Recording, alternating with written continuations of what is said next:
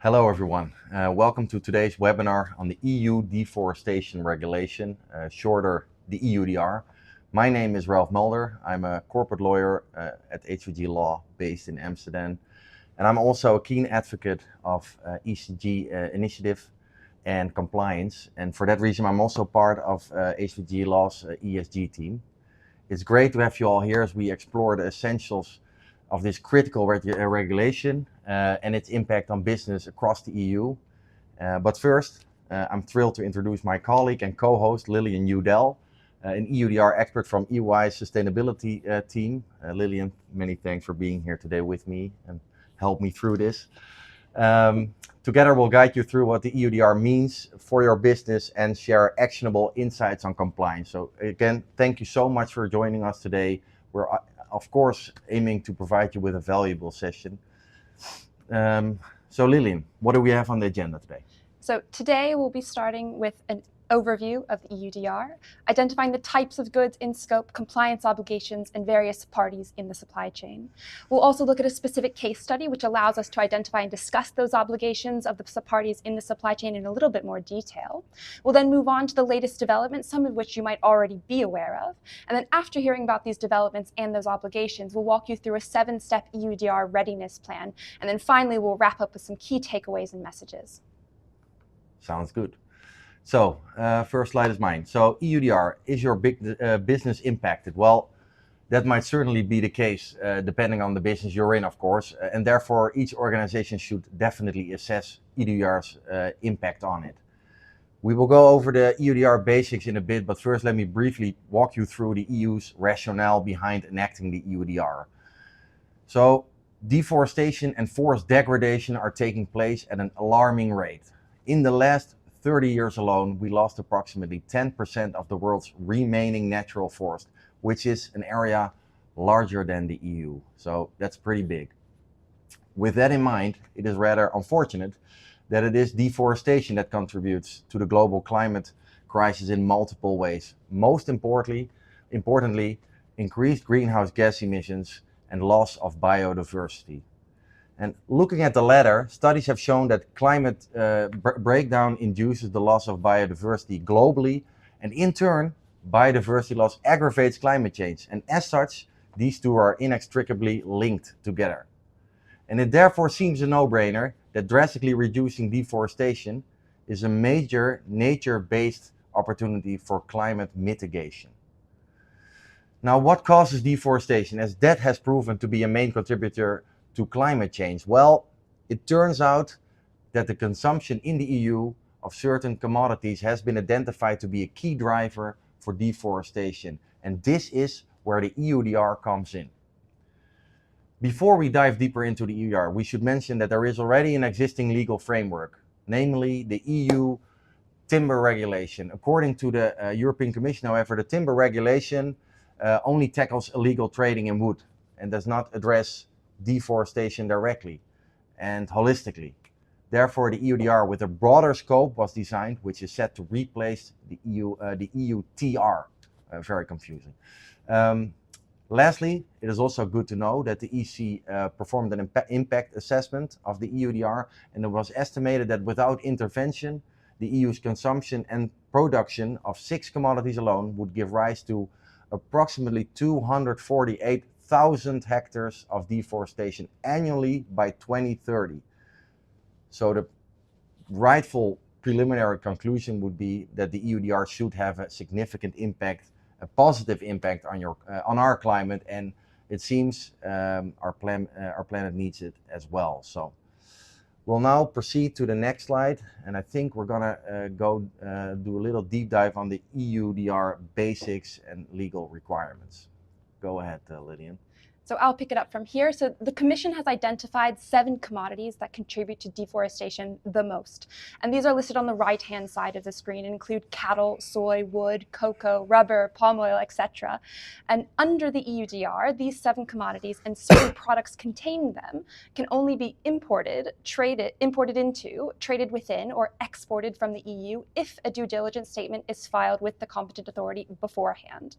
Unlike the name of the regulation suggests, it's not only about ensuring the relevant commodities and products are deforestation free, but that they also have been produced within relevant legislation of the country of production, which by definition includes rules on land use rights, environmental protection, anti-corruption, tax, trade and customs regulations, and it also extends to human rights protected under international law.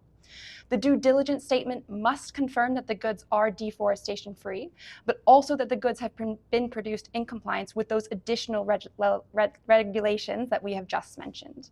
Without a due diligence statement, it is prohibited to place the goods on the EU market or export them. The EUDR distinguishes between operators and traders. An operator is an entity that places EUDR products on the EU market for the first time. This is an importer or a producer. An exporter is also an operator in terms of EUDR. A trader is an entity that purchases and sells EUDR products in the EU. We'll see this depicted in our case study coming up. Operators are always required to submit a due diligence statement. Traders are only required to do so depending on their size. For example, micro and small traders are allowed to refer to the due diligence statement submitted by their supplier. In the scope of EUDR commodities identified on the right-hand side, the European Commission has identified that the deforestation risk is the highest. And so for each of these commodities, the products that are in scope of the EUDR are further detailed. And these are called the relevant products. We've included some examples on this slide, but the list is much, much longer. The relevant products that are subject to EUDR are specified by their CN code, and that stands for the Combined Nomenclature Code. This is an 8-digit code that's used for customs reporting. Every product that comes into or leaves the EU is assigned a CN code. All the CN codes for goods covered by EUDR are listed in Annex 1 of the regulation.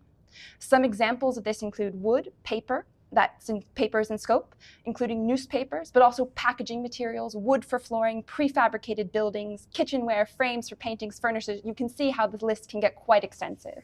For cocoa, that includes raw cocoa, such as the beans, but also the shells, chocolate bars, and other food preparations containing cocoa.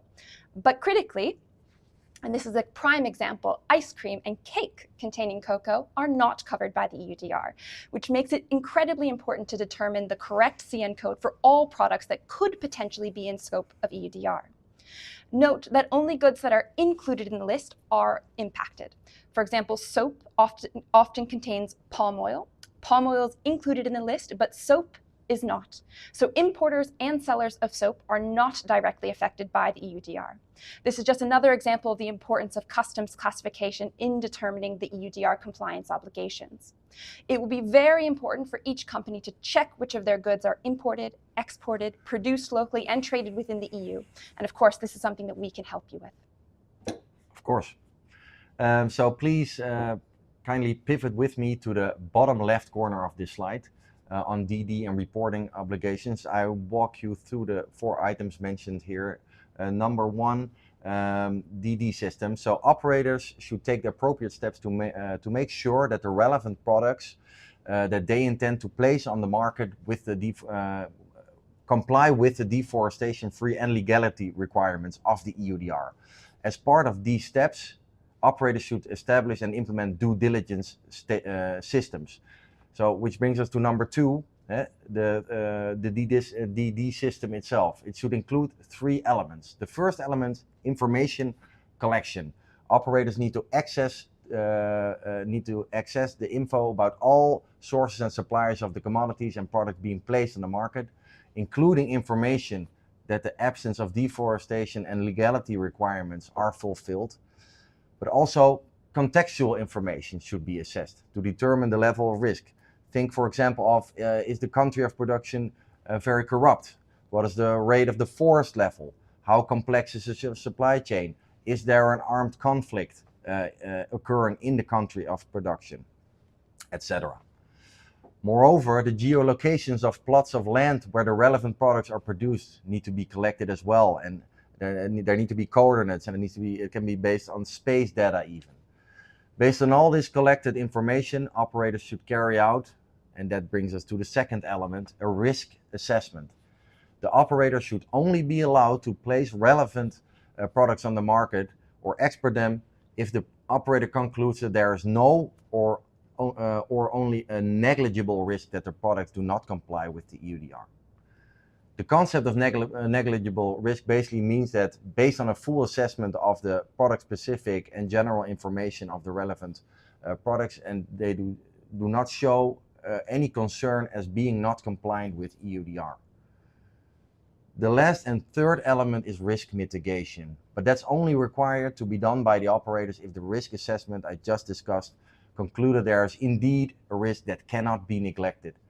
In that case, the operator should adopt risk mitigation procedures and measures to adequately achieve a situation where there is no or negligible risk.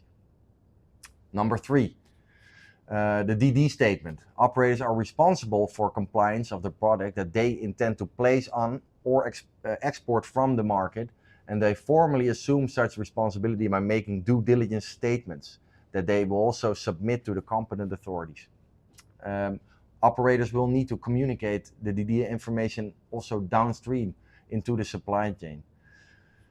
And Lillian also mentioned it already, we should flag that so-called SME operators, SME standing for micro, small and medium enterprise, are not required to conduct their own DD for relevant products that already have been subject to DD for EUDR purposes, and for which a DD statement has been submitted already. Non-SME operators, however, they may refer to DD statements already submitted, but only after having ascertained themselves that the DD was indeed exercised in accordance with the EUDR. They need to include the reference to this other existing DD statement in their own DD statement, and then still submit their own DD statement as well.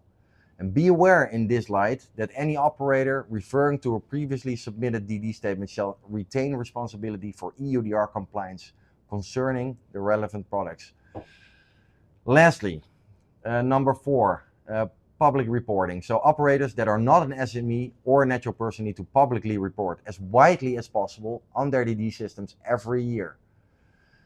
So that was the bottom left corner. I'll take you to the bottom right corner now as well quickly, which shows a couple of sanctions in case of non-compliance.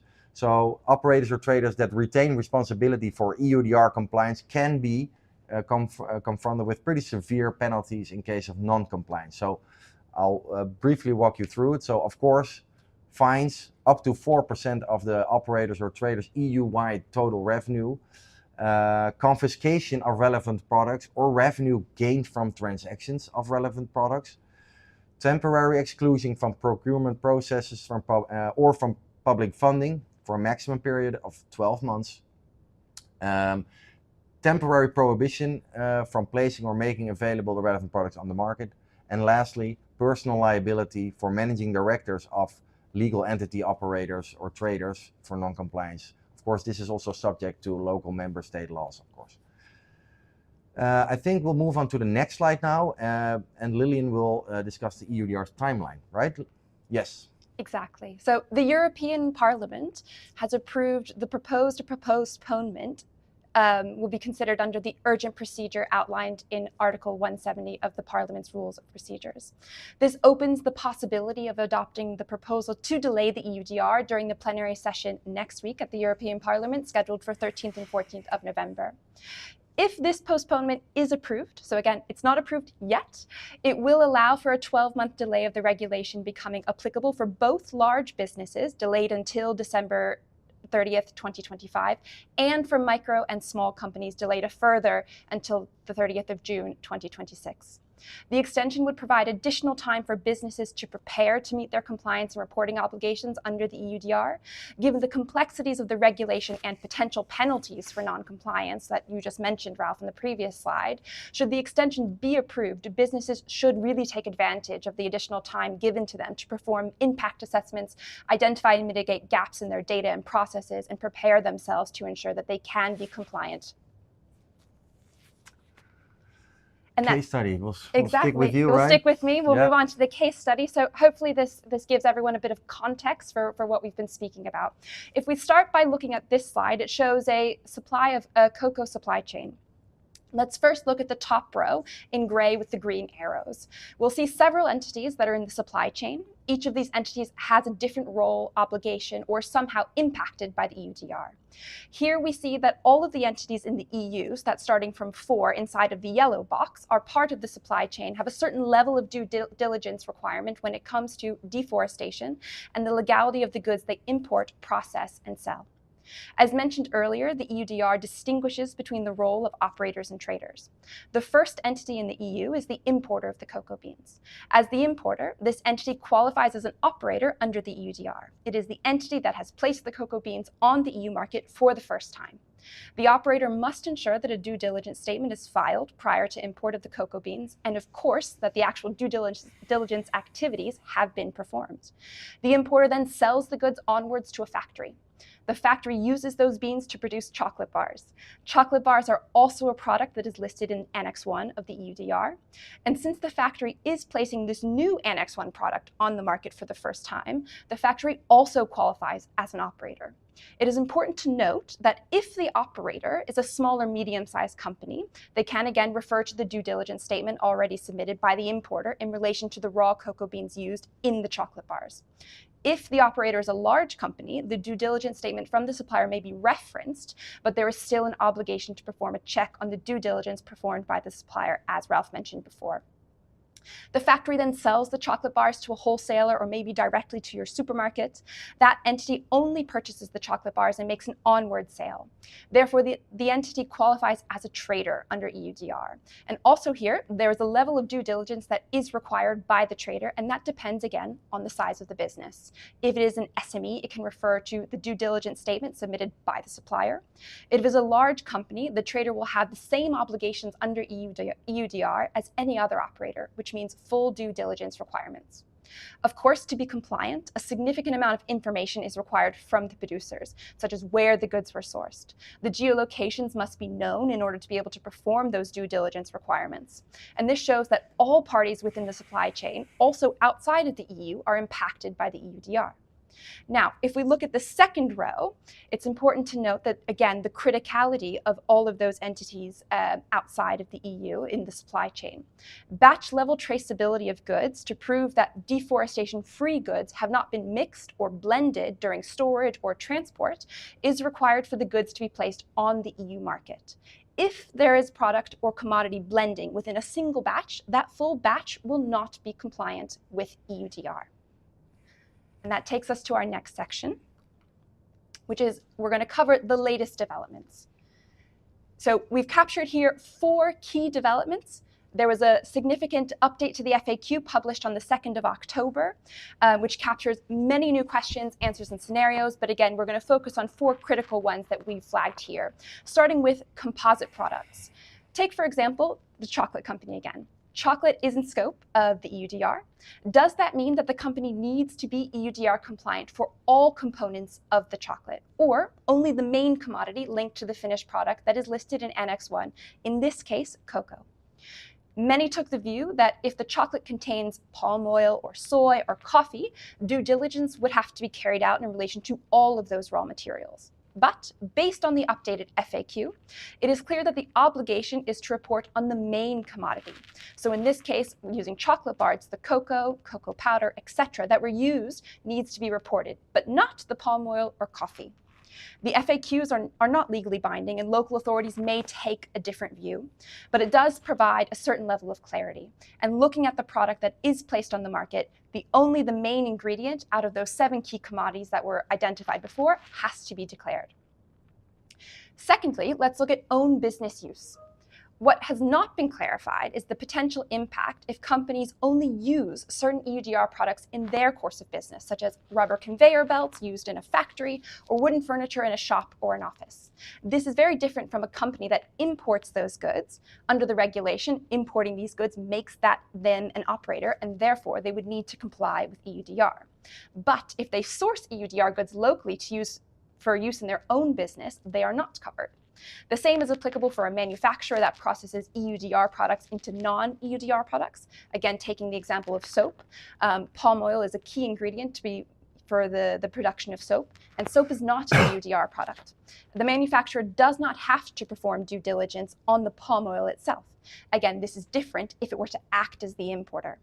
And likely the same applies to toll manufacturing arrangements, where the toll manufacturing entity can be said to only use certain goods in its business for the principal, and therefore the toller is subject to EUDR requirements. Over to you, Ralph. Yeah, no, thanks, Lillian. So bottom left one, obligations of non-EU operators. So based on the guidance document that was published, as already mentioned by Lillian, it is clear that not only EU-based companies need to file DD statements. In some circumstances, also companies based outside the EU are liable to do this if they act as the importer of the relevant products into the EU.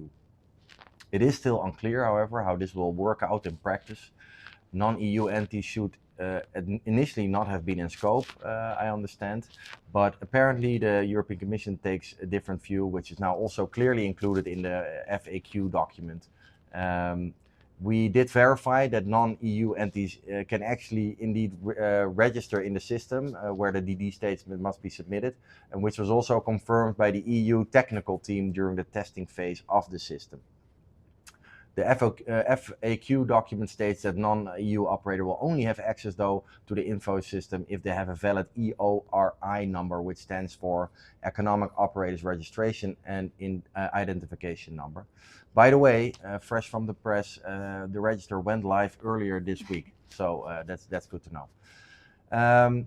Bottom right, overlap with the EUDR or the timber regulation. Well, as said earlier, the EUDR will replace the EUDR, but the latter will still be applicable in certain scenarios if the application of the EUDR is postponed, which is very likely at this stage.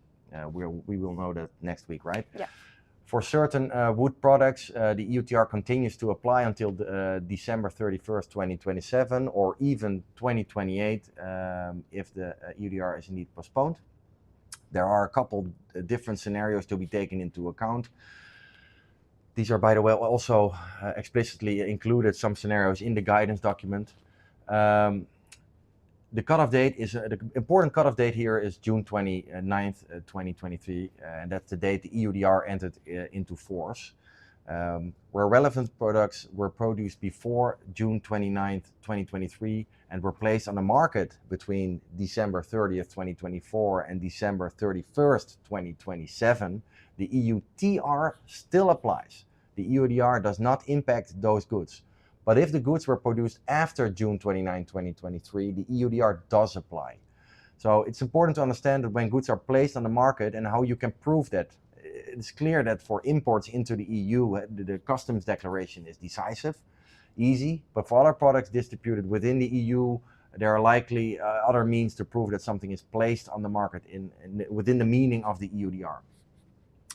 The more complicated part is how do you prove that something was produced before June 29, 2023? Think of cattle, for example. I think it's the date they were born, right? Mm-hmm. That's the date you should look at that. But the guidance and FAQ documents do provide additional guidance here, as I just mentioned. Next slide. I think it's, building, we'll take you, this is part 4, building a 7-step readiness plan. So this is important. HVG Law and UI have built a 7-step process or step plan, if you will, that you can take to prepare for EUDR compliance. It's visible here on the slide. Step 1 is basically identify what data is available. Currently, we see a lot of clients, that the data situation is just not that great. And Annex 1 of the EUDR is based on customs code. So it is all about having customs code, as you mentioned already, available, which many companies do not have, because in the past they did not need to have the customs data for any compliance purposes. For instance, because they are only active on the local market. And the second issue is that often they source decentralized. So if they have several entities within the EU, every entity very often sources goods locally. So the data is not available in one spot, but spread all over the group. And if at all, it is of course only data typically of the first tier supplier, not the tier 2 or tier 3 suppliers. So that's why this step, and the first step is to assess the data situation and where you can improve it. Step 2 is also very important. Reach out into the supply chain, raise awareness among your suppliers, and gather information needed for EUDR purposes and EUDR compliance. Considering the commodities in scope of the EUDR, the supply chains typically are multi-layered and complex by nature. It may be challenging to identify where the products were sourced initially. That is why reaching out to tier 1 suppliers, asking them for the relevant information about the supply chain as quickly as possible is key. By doing this, you will find out which tier 1 or upper tier suppliers actually have the relevant information, and whether they perhaps already started acting on EUDR, probably not, and also whether they are willing to cooperate, also very real issue, so that you timely get the information that you need. That's why you have to act now. This will take time. Step 3. Step 3 entails that the companies in the scope of the EUDR need to do a risk assessment, and as such also develop a risk overview based on the information you have obtained in the previous steps. Based on our experience, we know that for clients this is very burdensome. Companies will most likely not be able to map and minimize each and every risk from the outset, so you have to prioritize here. You have to start with the highest risk supply chain within your organization, where the highest risk exists that deforestation or non-legality occur. If it is determined that a risk of deforestation and non-legality exists, risk mitigation measures must be taken. This is all part of the due diligence system that operators must have in place under the EUDR. We're getting there. Step 4, filing a DD statement.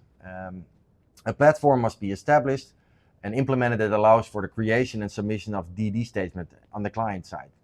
It must fit into the existing IT landscape of the company, and preferably even accessible to certain suppliers so that they can provide the relevant information directly into the DD platform. The latter is an ideal situation, but easier said than done, of course. Step 5. We have seen that there is a big need for doing contract remediation to make sure you have the legal tools based on your contracts to do, for example, on-site audits on the sites of your suppliers, or to make sure that your contracts have the proper passing through clauses. Depending on your role in the supply chain, you likely sit on a multitude of legal documents that may need to be amended as a result from EUDR. We're really getting to the end now. Step 6, now you will need to evaluate all of the data that you have and implement a holistic risk management system to perform assessment of local regulation continuously. You will need to show that you have done and continue to do your utmost to ensure that local procedures and requirements are adhered to, resulting in being and staying EUDR compliant. And lastly, you need to report annually, unless you're an SME or a natural person, but typically you'll need to report annually and also prepare the DD statements that are filed into the EU information system. Of course, with these steps, HG Law and EY can assist with guiding you through them and help you every step of the way, literally. That said, we are now nearing the end of the webinar. And in this last part, as we learned from the agenda, we will provide you with some hopefully helpful takeaways. Perfect. So let's just start with a short recap of what we discussed, starting from the left. The 5 most important things to know about EUDR. Compliance is required by the 30th of December 2025 for large companies, and then 6 months later for small and micro enterprises, if, this is critical, if the postponement is accepted. Again, keep watch of the news next week. Due diligence requirements are unlike the requirements already applied under other legislation, and an EUDR-specific due diligence system must be designed and deployed. EUDR is not only about deforestation. The deforestation aspect is generally considered the easy part. It's also about local legislation, and that must be adhered to, including human rights. Certification schemes do not replace due diligence. Companies may also face penalties in case of non-compliance with the EUDR, and supply chain disruption may occur if effective preparations are not made to comply with the regulation in time. Compliance obligations are triggered at multiple points in the supply chain, as we discussed, at import, at the producer stage, and when trading these goods, and include both non-EU products and EU products. The many factors add complexities to identifying and assessing the relevant supply chains to ensure compliance within these obligations. To you, Ralph. Thank you. So 5 actions to take, and it might be just one, because the first action is perform an impact assessment. Very important. if you source relevant commodities or product as listed in Annex 1, but this needs to be checked. If it turns out you're not impacted, good for you. If you are EUDR impacted, which is likely in certain businesses, determine which department or departments in your company will be responsible for EUDR compliance to avoid gaps in your organization with adverse consequences.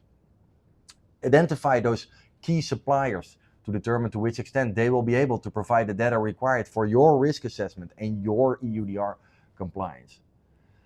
Assess to which extent technology can be used by you to ensure supply chain traceability, you know, those geolocations. Potentially you need to outsource this to a third-party service provider.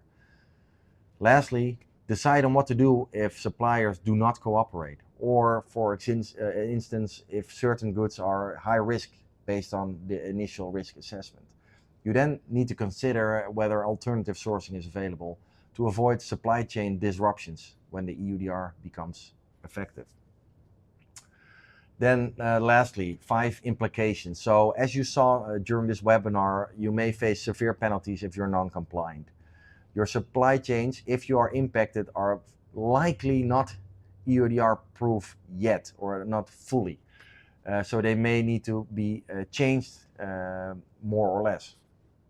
Your company may face high costs, depending on how compliant you already are, to achieve full EUDR compliance, which in turn may adversely impact your product pricing. Regardless, the guidance and FAQ documents that were published in the beginning of October, further guidance from the EU on how to perform the DD in practice is still needed, we hear from our clients. There is some overlap between the EUDR and the CSRD and the CSDDD, which are all playing in the market in the ESG realm right now. So a holistic approach at this time should be taken, resulting in getting to a stage where you are fully compliant with all applicable ESG directives and the EUDR, for example, in the most efficient and thus hopefully cost-efficient manner. That's it. Yeah, that's it. So we're at the end of our webinar. Some closing remarks. So as we conclude today's webinar on the EUDR, it is clear that the EUDR is more than just a regulatory requirement. It's a critical step as well in the global movement to combat deforestation and safeguard our natural resources. For businesses that are impacted by the EUDR, the message, as I mentioned multiple times already, it's urgent. The time to act is now, regardless whether the EUDR is postponed until the end of 2025 for large companies. And the EUDR's implications touch all points of the supply chain, from sourcing to export, and navigating compliance, as you probably have learned during this webinar, can be complex. That's where our combined experience and expertise at HVG Law and EY comes in. We're here to help you through the intricacies of the EUDR, helping you implement robust DD systems and mitigate risk effectively and efficiently. Thank you all for your time and attention. Please feel free to reach out with any questions or comments. Lily and I are here to assist you. Our email addresses are on the screen. If you found today's session valuable, please hit that like button or repost it on LinkedIn, of course. And last but not least, a special thanks to my EY colleague, Lillian, for co-hosting. Lillian, thank you so much. We made it. And for sharing your expertise. Bye, everybody.